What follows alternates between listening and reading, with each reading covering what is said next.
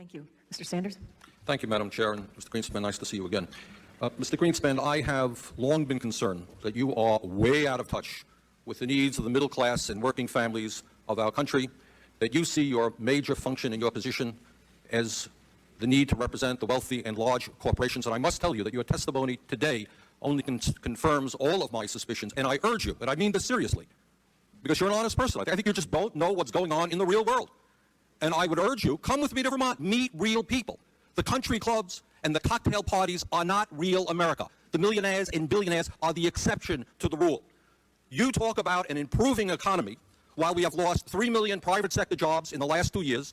Long-term unemployment has more than tripled. Unemployment is higher than it has been since 1994. We have a $4 trillion national debt. 1.4 million Americans have lost their health insurance. Millions of seniors can't afford prescription drugs. Middle-class families can't send their kids to college because they don't have the money to do that. Bankruptcy cases have increased by a record-breaking 23%. Business investment is at its lowest level in more than 50 years. CEOs make more than 500 times of what their workers make.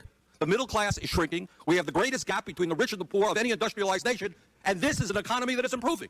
I hate to see what would happen if our economy was sinking. Now, today, you may not have known this. I suspect that you don't, but you have insulted tens of millions of American workers. You have defended over the years, among other things, the abolition of the minimum wage, one of your policies, and giving huge tax breaks to billionaires. But today, you reached a new low, I think, by suggesting that manufacturing in America doesn't matter.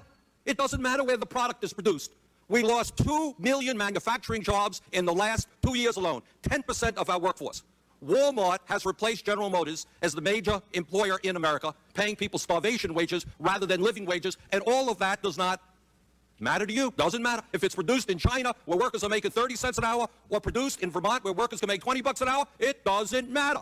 You have told the American people that you support a trade policy which is selling them out, only working for the CEOs who can take our plants to China, Mexico, and India. You insulted Mr. Castle. Mr. Castle, a few moments ago, a good Republican, told you that we're seeing not only the decline of manufacturing jobs, but white-collar information technology jobs. Forrester Research says that over the next 15 years, 3.3 million U.S. service industry jobs and 136 billion in wages will move offshore to India, Russia, China, and the Philippines. Does any of this matter to you? Do you give one whit of concern to the middle class and working families of this country? That's my question.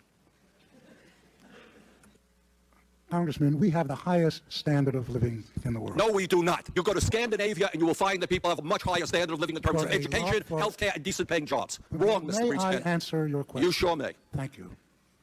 For a major industrial country, we have created the most advanced technologies, the highest standard of living for a country of our size. Our economic growth is crucial to us. The incomes, the purchasing power of our employees, our workers, our people, are by far more important than what it is we produce. I submit to you that, may I?